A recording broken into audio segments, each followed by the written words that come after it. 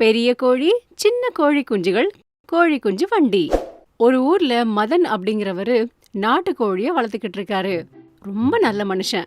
அந்த கோழி போடுற முட்டைய வித்துக்கிட்டு அதுல வர லாபத்தை வச்சு வாழ்க்கைய ஓட்டிட்டு இருக்காரு. அவர்கிட்ட நிறைய கோழிங்க இருக்கு. அதுல குறிப்பா ஒரு கோழி குஞ்ச மட்டும் ரொம்ப நல்லா பாத்துக்கிறாரு.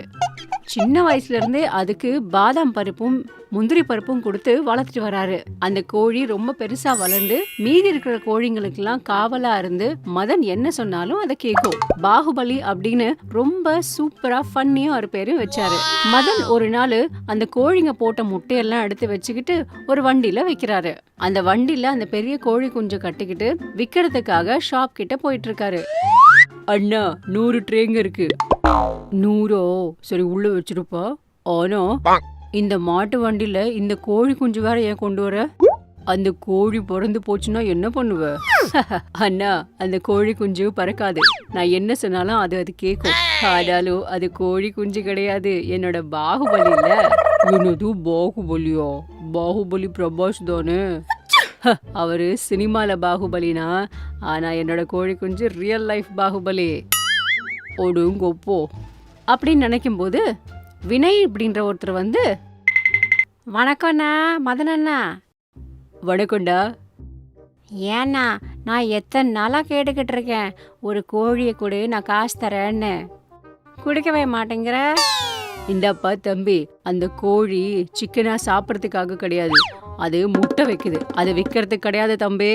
அட ஒன்று கொடுண்ணா. நான் தான் கொடுக்க மாட்டேன்னு சொல்லிட்டேன்ல, அப்புறம் எதுக்கு சும்மா கேட்டுட்டே இருக்க? கிளம்பு கிளம்பு. சரி போண்ணா, நான் பார்த்துட்டே இருக்கேன், நீ கொடுக்காமலா போற அப்படின்னு நினைச்சுக்கிட்டு அங்க இருந்து போயிடுறான். வினய் போன உடனே மதனும் சரிங்கண்ணா நானும் கிளம்புறேன் அப்படின்னு நினைச்சுக்கிட்டு தன்னோட கோழி குஞ்சையும் வண்டியையும் பிடிச்சிக்கிட்டு அங்க இருந்து கிளம்பி போயிடுறான். தன்னோட கோழி எல்லாத்துக்குமே விதைகளை போட்டுட்டு இருந்தாரு. பாகுபலி கோழிக்கு பாதாம் பருப்பை வச்சுட்டு, டேய் நீ தான் இந்த கோழிங்களெல்லாம் பத்திரமா பாத்துக்கணும், ஏன்னா ஊர்ல திருடங்க ஜாஸ்தி ஆயிட்டானுங்கடா. அதுக்கு பாகுபலி, சரிங்கண்ணா. சரி நான் கொஞ்ச நேரம் தூங்குறேன் அப்படின்னு நினைச்சுக்கிட்டு அவன் வீட்டுக்குள்ள போயிடுறான். மதன் கிட்ட கோழிய கேட்ட வினய் தன்னோட ஃப்ரெண்டு காசி கிட்ட பேசிக்கிட்டே இருக்கான். அடே என்ன மாமா ரொம்ப கோவமா இருக்க? இல்லன்னா என்னடா, நான் சும்மா ஒரு கோழிய கேட்டா அவன் கொடுக்க மாட்டேன்னு சொல்றான். அவன் என்ன நான் ஃப்ரீயா வாடா கேட்டேன், நான் தான் காசு தரேன்னு சொல்லியிருக்கேன்ல. இந்த கோழியை சாப்பிட்டா உடம்புக்கு வியாதியே வராதுன்னு நான் எத்தனை வாட்டி சொல்லியிருக்கேன்னு உனக்கு தெரியும் இல்லடா. அட நம்ம கிட்ட என்ன கோழிங்க இல்லையா என்ன, நீ ஏன் அவன்கிட்ட போய் கேக்குற? இல்லடா, அவனுக்கு நல்லா பாடம் கற்பிக்கணும். என்னது பாடம் கத்து கொடுக்க போறியா? அவனோட ஃபாரத்துல இருக்கிற கோழிங்களெல்லாம் எடுத்துட்டா எப்படி இருக்கும்? போலீஸ்ல மாட்டினா உனக்கு கண்டிப்பா திருவோடு கன்ஃபார்ம்டி. என்ன ஃப்ரெண்டுடா நீ? போ. சரி இதெல்லாத்தையும் விட்டு தள்ளு, இப்போ என்னதான் பண்ணணும்னு சொல்லு. ஒன்றும் இல்லடா, நேராக அவனோட ஃபாரத்துக்கு போகிறோம். அவன் நல்லா இப்போ தூங்கிட்டு இருக்கிற டைம். அந்த ஃபாரத்தில் இருக்கிற கோழிங்களெல்லாம் மூட்டை கட்டி இங்கே கொண்டு வந்துடணும். அவன்கிட்ட அந்த பாகுபலி கோழி இருக்குதே, அது இந்த பையில பிடிக்காது, அதை மட்டும் விட்டுட்டு மீதி எல்லாத்தையும் கூட்டிட்டு வந்துடலாவா அப்படின்னு நினைச்சுக்கிட்டு 2 பேருமே முகமூடிய போட்டுக்கிட்டு மதனோட கோழி ஃபார்முக்கு வந்தாங்க. மதன் வீட்டுல நல்லா தூங்கிட்டு இருக்காப்ல. மெதுவா கோழிங்க கிட்ட வந்து எல்லா கோழிங்களையும் பையில போட்டுக்கிட்டு வந்துட்டாங்க. காலையில எழுந்திருச்சு ஃபார்ம் கிட்ட வந்த மதன் இதை பார்த்ததுமே ரொம்ப ஷாக் ஆயிட்டான். என்னோட கோழிங்கெல்லாம் எங்க போச்சு? டேய் பாகுபலி, டேய் பாகுபலி, எங்கடா கோழிங்கெல்லாம்? அது என்னமோ என்னடா, அது என்னமோ, நான் தான் உன்னை கவனமா பாத்துக்கூடான்னு சொன்னேன்ல. மரியாதையா போய் அந்த எல்லா கோழியும் தேடி கண்டுபிடிச்சு கூட்டிட்டு வா. நீங்க ஒன்னும் கவலைப்படாதீங்கண்ணா, அந்த கோழி எல்லாம் எவன் கூட்டிட்டு போனானோ அது எல்லாத்தையும் தேடி நான் கூட்டிட்டு வரேன் அப்படின்னு சொல்லி அந்த ஃபாரம் மொத்தமும் தெரிஞ்சுக்கிட்டே இருந்துச்சு. ஃபாரத்துல இருக்கிற எல்லா இடத்துலயும் பார்த்துட்டு திருப்பியும் மதன் கிட்ட வந்து, நைட்டு ஏதோ புதுசா ஒரு வாசனை வரும்போதே நினைச்சேன் யாரோ வந்திருப்பாங்கன்னு. வா வா கோழிங்க எங்க இருக்குதோ பாக்கலாம் அப்படின்னு நினைச்சுக்கிட்டு மதனை கூட்டிக்கிட்டு போய்கிட்டே இருக்கு. அப்படி கொஞ்ச தூரம் போனதுக்கு அப்புறமா அந்த கோழி பெரிய கோடவுன் கிட்ட வந்துச்சு. அந்த கோடவுன் வினய்து.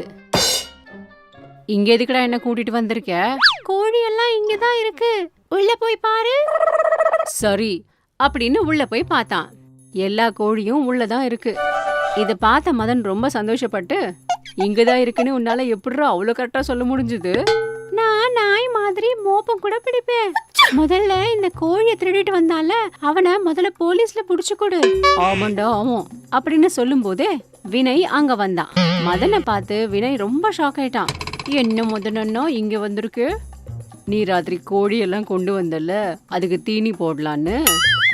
அட நான் எப்படி நான் உன்னோட கோழியெல்லாம் கொண்டு வந்தேன்? நான் கண்டிப்பா எடுத்துட்டு வரலையே. நீ கொண்டு வராம இந்த கோழியெல்லாம் உன்னோட கடவுனுக்கு எப்படிரா வந்துச்சு? மரியாதையா ஒத்துக்கோ, இல்லன்னு வச்சுக்கோ போலீஸ்ல புடிச்சு கொடுத்துருவேன். சொல்லும் போதே வினய் மனசுக்குள்ள, நிஜம் தெரிஞ்சு போச்சு, இனிமே நம்ம மூடி மறைச்சு ஒரு பிரயோஜனமும் கிடையாது. ஜெயிலுக்கு போய் திருவோட்ல சாப்பாடு சாப்பிடறதுக்கு இதுவே பெட்டர். அண்ணா தப்பு பண்ணிட்டேன்னா, கோழி கேட்டா நீ குடுக்கலன்றது கோவத்துல நான் இந்த மாதிரி பண்ணிட்டேன்னா, என்ன மன்னிச்சிருங்கண்ணா ப்ளீஸ்ண்ணா. நீ திருட்டுத்தனமா எடுத்துட்டு வந்தாலும் உன்னை சும்மா விட்டுறதுக்கு இது ஒன்றும் கட்டப்பா கிடையாதுடா பாகுபலி. அந்த கோழி மட்டும் இல்ல, அதோட ரெக்கைய கூட உன்னால ஒன்றும் பண்ண முடியாதுடா. இன்னொரு தடவை இந்த மாதிரி பண்ணன்னு வச்சுக்கோ, உன்னை தோலை உரிச்சு தொங்க போட்டுருவேன். அவ்வளோதான், புரிஞ்சுதா? அப்படின்னு வினய்க்கு வார்னிங் கொடுத்துட்டு அங்கிருந்து கிளம்பி வந்துட்டான். மதன் அங்கிருந்து கிளம்பி வந்ததுக்கு அப்புறமா வினய், ஐயோ அம்மா, இவன் கிட்டயும் இவன் வளர்க்குற அந்த கோழிங்க கிட்டயும் ரொம்ப ஜாக்கிரதையா இருக்கணும். நம்ம டைம் நல்லா இருந்ததால அவனும் நல்லவனா இருந்ததுனால என்னை விட்டுட்டு போயிட்டான். இல்லைன்னா என்னோட நிலைமை என்ன ஆயிருக்கும் அப்படின்னு நினைச்சுக்கிறான். வணக்கங்க, நான் உங்க எல்லாருக்கும் பிடிச்ச அத்தை. ஹாய்ங்க, நான் உங்க எல்லாருக்கும் பிடிச்ச மருமக. இனிமே உங்க எல்லாரையும் சந்தோஷப்படுத்தவும் உங்களை குஷிப்படுத்தவும் நம்ம மகா டிவி மூலமா உங்க முன்னாடி வந்துட்டோம். அப்போ எதுக்கு வெயிட்டிங்? இப்பவே எங்க சேனலை சப்ஸ்கிரைப் பண்ணுங்க. நோட்டிபிகேஷனுக்காக மணியை அடிங்க. உங்களுக்கு அத்தைய பிடிக்குமா இல்லைன்னா மருமகளை பிடிக்குமா? கமெண்ட் மூலமா உங்க கருத்துக்களை போடுங்க. பார்த்துக்கிட்டே இருங்க மகா டிவி.